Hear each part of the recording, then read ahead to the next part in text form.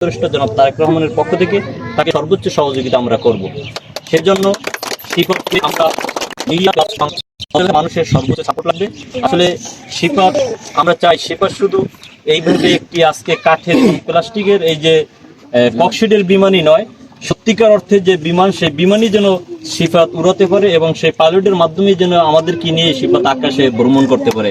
আমরা সেই আশা এবং প্রত্যাশা করি শিফাতের কাছে, এবং শিফাতের সফলতা এবং অত্র এলাকার সফলতা আমি সবসময় কামনা করছি। আমরা সবসময় এবং বাংলাদেশ জাতীয়তাবাদী দল বিএনপি এবং বাংলাদেশ জাতীয়তাবাদী ছাত্র দল এবং তারেক রহমান সবসময় শিফাতের পাশে আছে এবং থাকবে ইনশাআল্লাহ। রিয়াজ ভাইকে থ্যাংক ইউ সো মাচ। আসলে রিয়াজ ভাই, আসলে যে আপনি একটা বলেছেন যে তারেক রহমানের 31 দফার দাবির ভিতরে একটা আইসিটি একটা যে আছে, এই জন্য আপনি এই সিফাতের মেসেজটা একজন আপনার ঢাকার একজন সাবেক ছাত্র নেতা, যদি এই মেসেজটা যদি একটু আপনার যে অভিভাবক আছেন মির্জা আব্বাসের ওয়াইফ, তারপর যে তাবিদ আছে, তারপর আমানুল আমান ভাই আছে, এটা তো আপনার সবই এদের এই ছেলেটার যদি এই কৃষক বাবার গর্বিত সন্তানের যদি মেসেজটা পৌঁছে দিতে পারেন ঢাকা, হয়তো আপনার একটা চেষ্টা বা মেহনতের মাধ্যমে অনেক দূর এগিয়ে যেতে পারবে। সেই বিষয়টা একটু আমাদের দর্শক উদ্দেশ্যে বলেন, কি আসলে মেসেজটা কিভাবে পৌঁছাবে তার জন্য।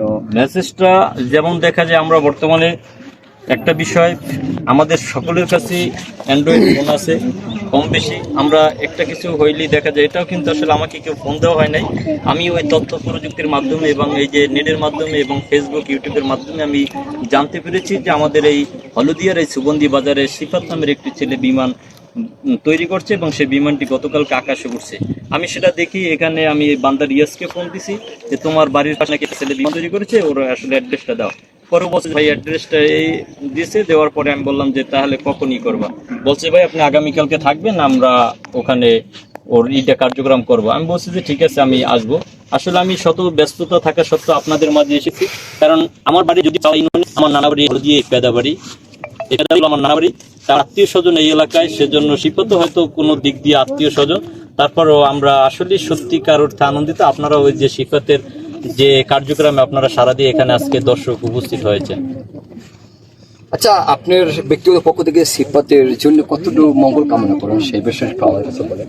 সিফাতের সবসময় কামনা করি এবং সিফাতকে আমরা ওইভাবেই বাংলাদেশের যে তথ্য প্রযুক্তির মাধ্যমে যে সমস্ত মেকানিক্যাল যারা আসলে সত্যিকার বিমান তৈরি করে, তার ভিতরে আমরা সিফাতকে একজন সদস্য হিসাবে যতটুকু ওকে নিয়ে যাওয়ার প্রয়োজন, সেজন্য আমি এবং আমার সংগঠন এবং বাংলাদেশ জাতীয়তাবাদী দল বিএনপির ভারপ্রাপ্ত চেয়ারম্যান তারেক রহমান এবং আমাদের অন্যান্য যারা রয়েছে, আমি ঢাকা মহানগর কেন্দ্রিক যাদের রাজনীতি করি জনাব মির্জা আব্বাস এবং আফরোজা আব্বাস, আমি তাদের মাধ্যমে সিফাতকে আসলে সে পর্যন্ত পৌঁছে দিতে সক্ষম হবে ইনশাআল্লাহ। অসংখ্য ধন্যবাদ রিয়াজ ভাই। এখন আসলে এখানে আরেকটা এখনই শেষ করছি, আর আমরা যেহেতু এখন তো অনেক কর্মব্যস্ত আছে, তো আমরা এখন আমরা করবো, তুমি একটু আমরা পাশে যাই, আর কিন্তু সবাই সেলফি নেন, যেহেতু আমরা তো পোস্ট করবো, সবাই সেলফি নেন ভিডিওটা।